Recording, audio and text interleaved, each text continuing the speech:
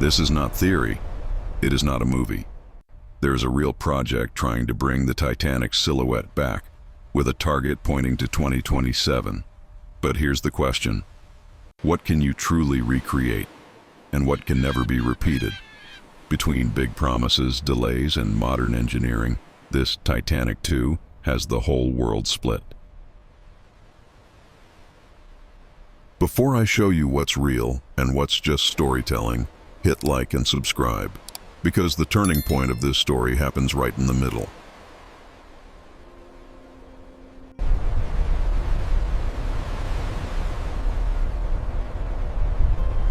This is not theory, and it is not just the internet.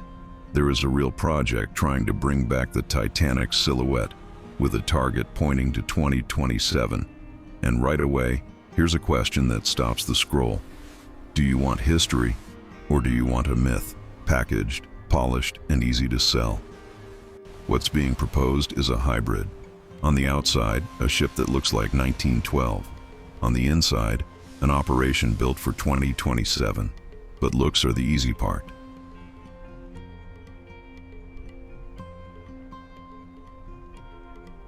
The hard part is turning a promise into steel, timelines, and certification. From here on, we're separating fact from marketing. No romance, no sensationalism.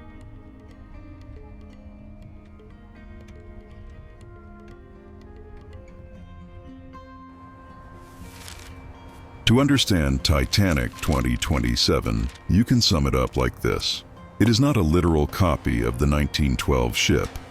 It is an aesthetic recreation powered by modern engineering. And that changes everything, including the right way to watch this video. The project aims to recreate proportions, lines, and spaces people recognize instantly. It works because your eyes want to buy it. But behind that look, it has to obey modern rules for safety, stability, and operations. Here's the simple truth. If it were truly identical to the original, it wouldn't be allowed to sail. So what's on the line is balance. Memory, design, and viability. Sounds simple, but it's full of traps.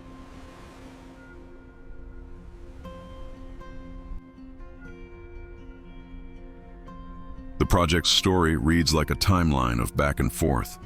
Announcement, excitement, silence, comeback, a new date, then the cycle again.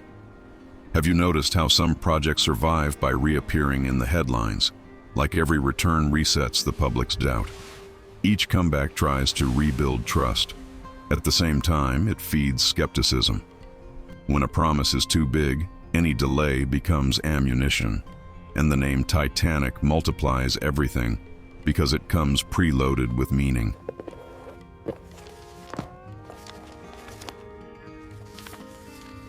The result is a strange phenomenon. Even without a finished ship, the topic stays alive. This isn't just engineering. It's public narrative happening in real time.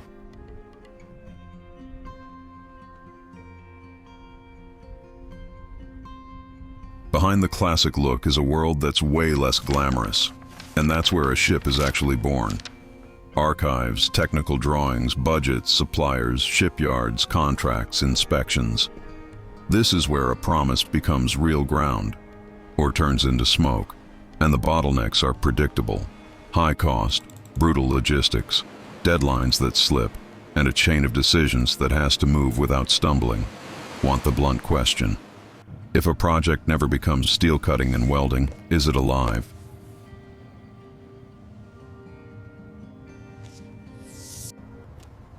Or is it just hovering? Backstage answers that better than any beautiful render. That's why we're sticking to evidence, not hype.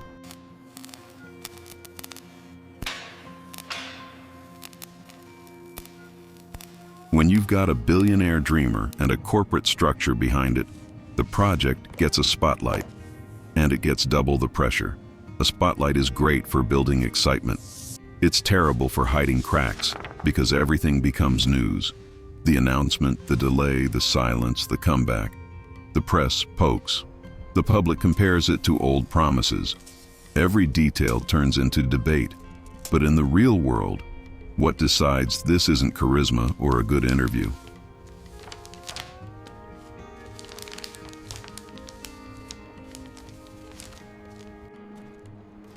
It's a confirmed shipyard, a technical team, a method, a working supply chain, and money arriving on time. Without that, the conversation goes in circles, and circles wear people out fast. With Titanic, that exhaustion becomes distrust because the name is too big for improvisation. So the question stays simple and kind of cruel. Does this project have execution, or does it only have a stage?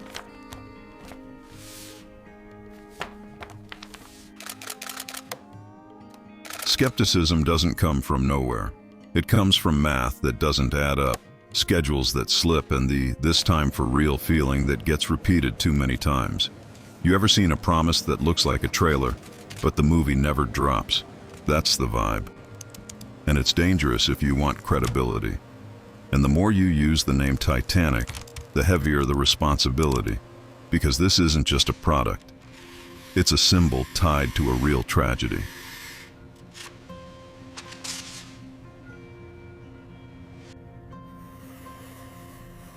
People can feel when someone is trying to sell them prepackaged emotion. If this project wants to be taken seriously, it has to speak seriously. No shortcuts, no confetti.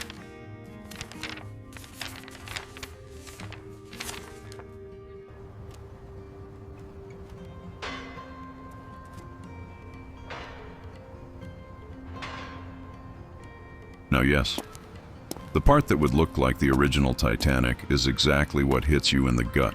The silhouette, the funnels, the hull, the proportions, that visual weight on the ocean. It's instant impact. It explains why so many people want to see this thing sailing.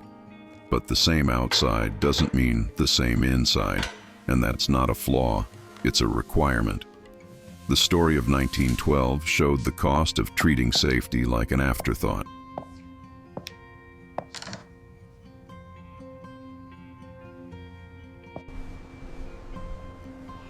So the project has to walk a razor-thin line, deliver the visual nostalgia without selling a technical lie.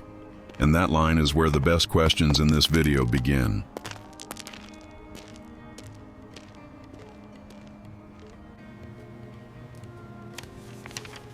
Inside, the promise is to rebuild sensations. Wood, polished metal, the grand staircase, the salons, that early 20th century atmosphere. The challenge is doing that without turning it into a theme park. Because a real ship has to function, ventilate, have redundancy, and hide modern systems without wrecking the look. It's almost a movie trick. You see 1912, but behind the walls it's 2027 doing the heavy lifting.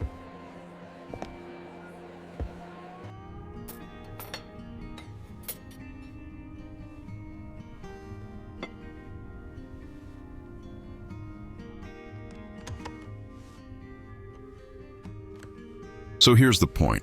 Can you make that balance work? Yes, if there's rigor, research, and clear limits. The problem is when the aesthetic becomes an excuse to sell authenticity that isn't real.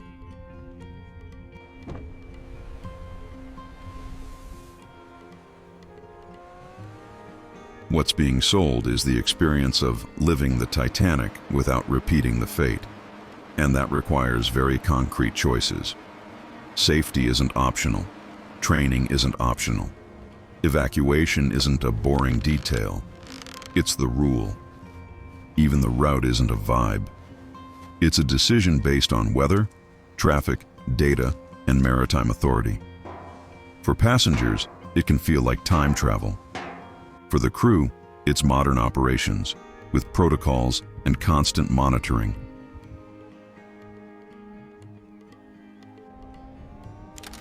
So the question gets sharp. Does this project want to educate and give context? Or does it just want the perfect photo on the deck, with a hint of controlled danger?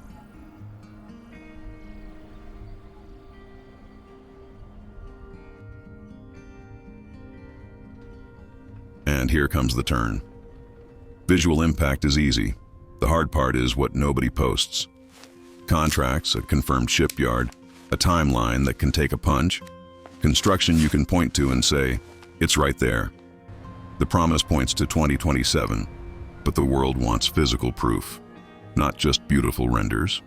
And that leaves the project stuck on an uncomfortable edge between it's happening and it'll be famous for almost happening.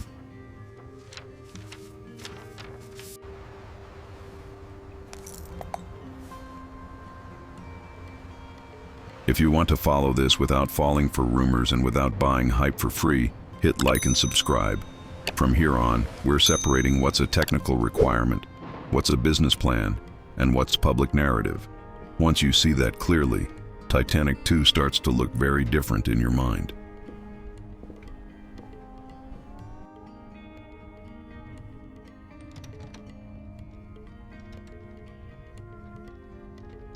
When you look at a ship like this, it's easy to get trapped by the silhouette.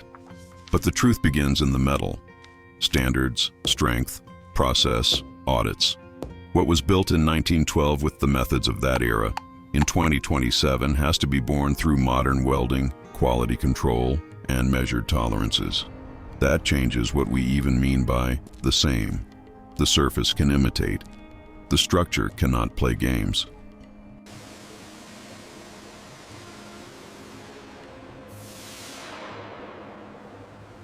And there's something else. Today, everything is traceable. Materials, tests, inspections. So when someone says, it's Titanic again, the right question is, the same where? Because where it truly matters, it has to be a different ship.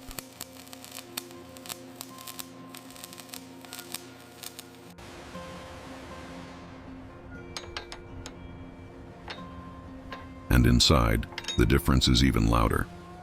A modern ship doesn't live on coal, and it doesn't operate like an old steam liner. It relies on electrical systems, control, redundancy. Everything is designed for efficiency, maneuvering, and continuous monitoring. You can even keep a bridge with a classic look. But behind that look is technology that didn't even exist as a concept in 1912.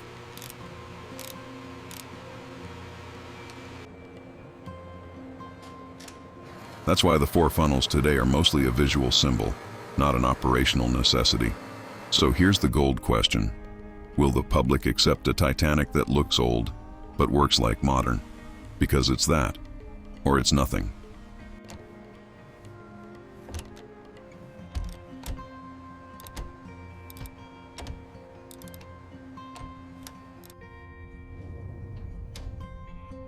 Now comes the gut punch. There are gorgeous renders, plans, announcements. But what the world wants to see is steel being cut and a hull taking shape in dry dock. And that's where the contradiction detonates the debate. How can something be coming back if the physical build still isn't clearly confirmed? This is the moment the project becomes a credibility test, because promises don't sail.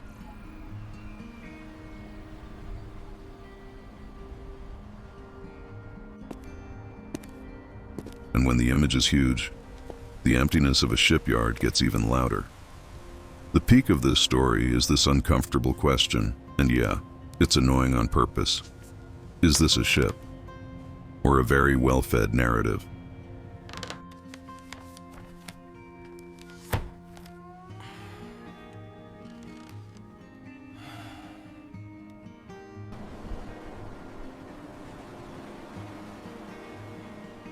After that punch, the domino effect kicks in.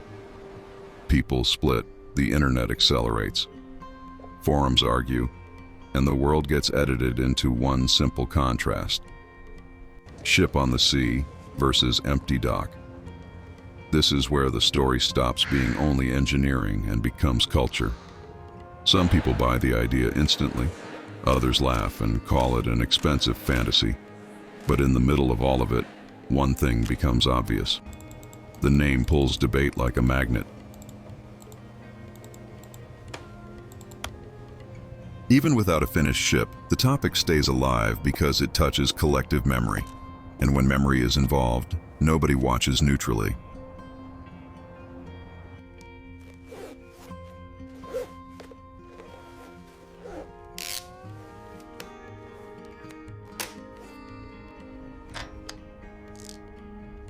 If there's a line you cannot cross today, it's safety.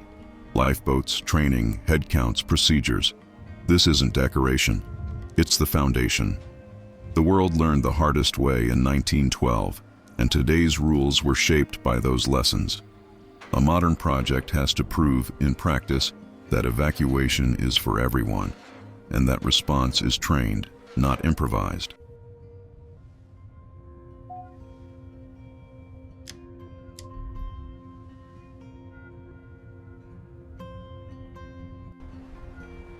Can you feel the visual impact of a deck full of lifeboats? Sure, people love seeing it, but the real impact is deeper. It's the commitment to what cannot fail, even when everything goes wrong.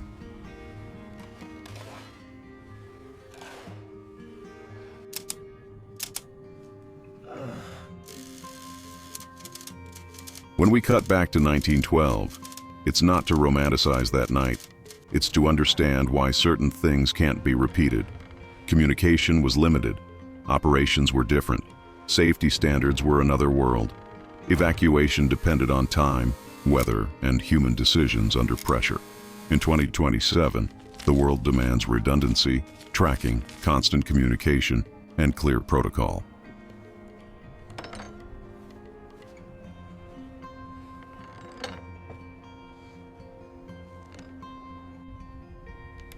So even if the aesthetic looks similar, the context is different.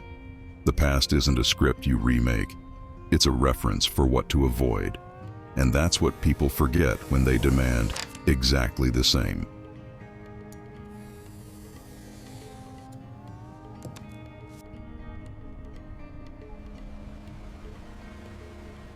Then there's the route, and the kind of experience being promised. It makes no sense to replay history like an attraction, because real navigation is planning and calculated risk. A modern ship avoids improvisation, route, weather, ice zones, traffic. It's all decisions based on data and rules. For passengers, it can feel like time travel. For the bridge, it's contemporary operations with legal and technical responsibility.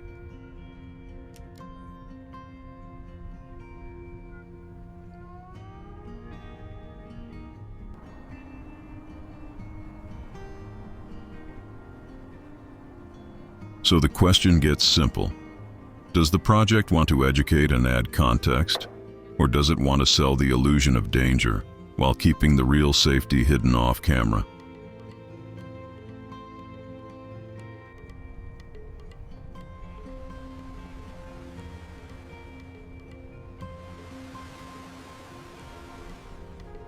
Here, the debate moves beyond technical details and turns moral. Some see tribute and living memory. Others see commercial exploitation of a tragedy. And you can't pretend that discomfort isn't real because you can see it in people's reactions instantly. A project like this touches families, historians, maritime safety experts, and also the public that just wants to see the ship.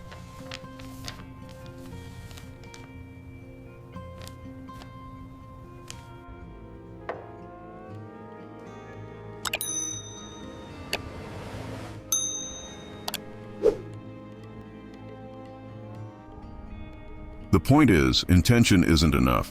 How you communicate, how you sell it, and what you promise matters. A lot. In that friction, the project defines itself, for better or worse.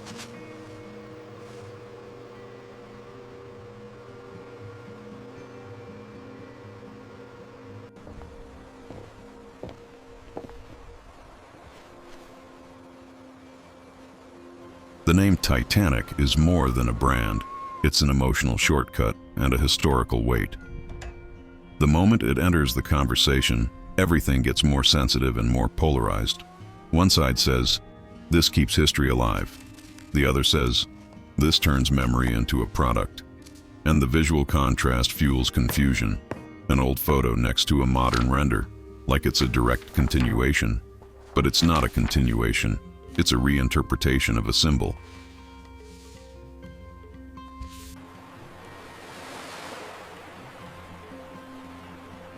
So the question stays, are you looking at a ship, or are you looking at a fight over what a name is allowed to mean? That's why Titanic 2027 becomes a topic before it even exists.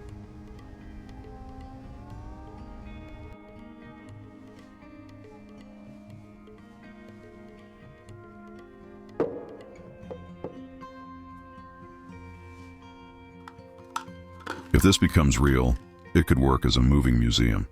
And that has value, if it's honest. The ship's look can be the doorway, and behind it you can teach the tech, the safety, the history. Have you noticed how many people know Titanic through images, but don't really know what changed in maritime travel after 1912? If this is done right, the commitment isn't fantasy, it's learning.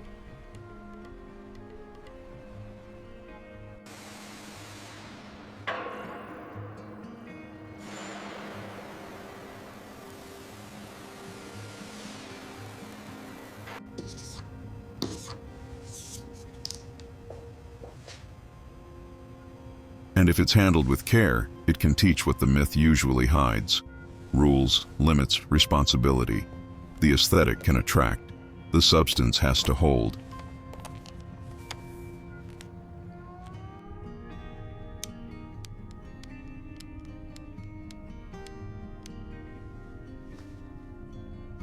Reputation risk is what kills projects like this. Promise too much, deliver too little, and you enter a cycle that's hard to break. Every schedule revision becomes headlines. Every silence becomes suspicion. Every new announcement sounds like déjà vu. And here's the detail that matters. With the name Titanic, the public doesn't give discounts. So communication has to be clean, no miracle selling. Full transparency about steps and limits.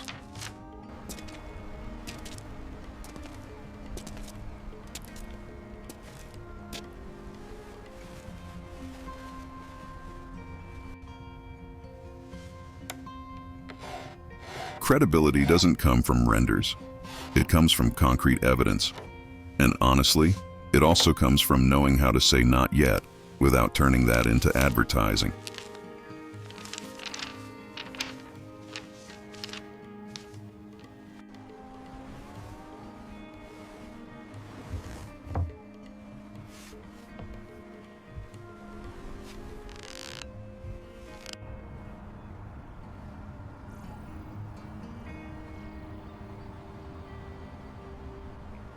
This is what a real ship needs to exist: a confirmed shipyard, signed contracts, a realistic schedule, and a functioning supplier chain.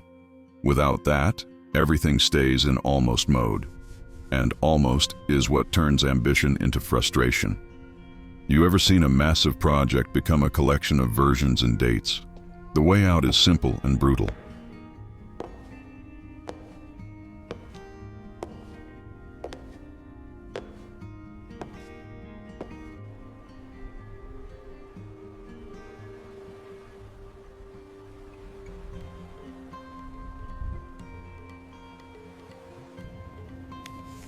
Stop communicating like it's already built and start communicating like construction, with phases, costs, inspections, and deadlines that can survive the real world. If communication matches reality, trust can return.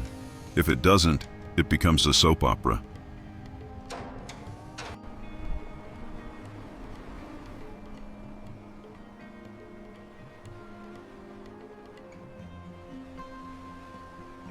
If it leaves the drawing board, the cultural impact will be enormous. People want to see the ship, walk the classic spaces, compare it to 1912. That pulls tourism, media, and historical discussion. But that impact is only positive if it comes with responsibility, respect for the tragedy, an educational focus, and zero disaster attraction energy.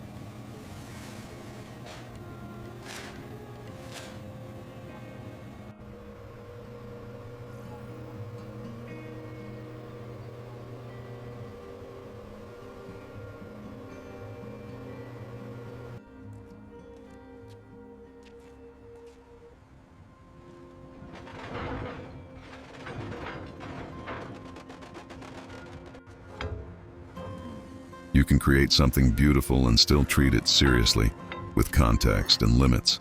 Then the ship becomes a tool for memory, not just a display case. The question is, will they treat it like heritage, or like a product?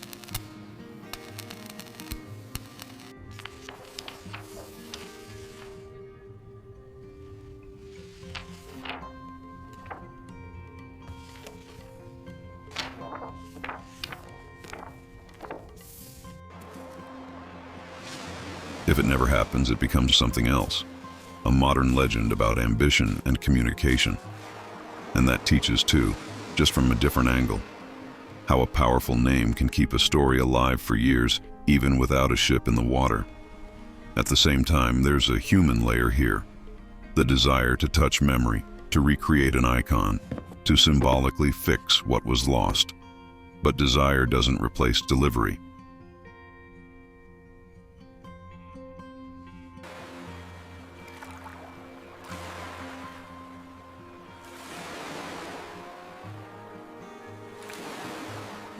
When the conversation is honest, people feel it, and they often respect it more.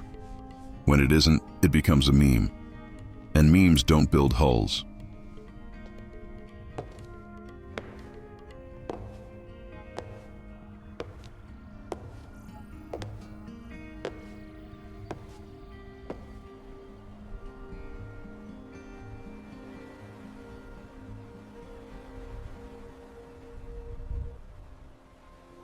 At the end of the day, what remains is symbolic weight. The original Titanic became a reference point for failures that changed maritime history. Titanic 2027 tries to exist as the opposite: safety, control, redundancy. But the name automatically triggers a moral debate, and that won't change. Can you preserve history without turning pain into a product?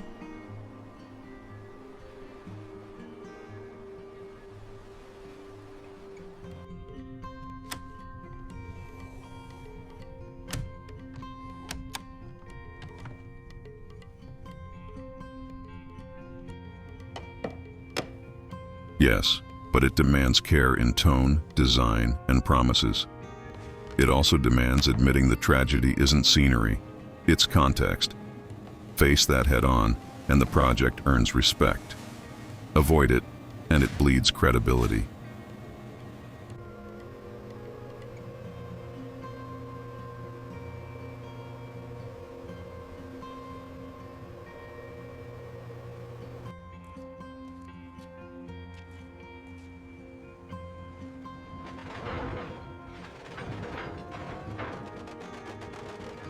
So here's the final question, straight up. Reviving the Titanic, is it preserving history? Or is it poking a past that still hurts? If the 2027 ship exists, it won't carry the same fate, but it carries the same symbol. And symbols don't have a neutral mode. What we decide now is how that memory gets used. Education, This video is an tribute, or just display. AI-assisted historical reconstruction based on period records created for educational and narrative purposes.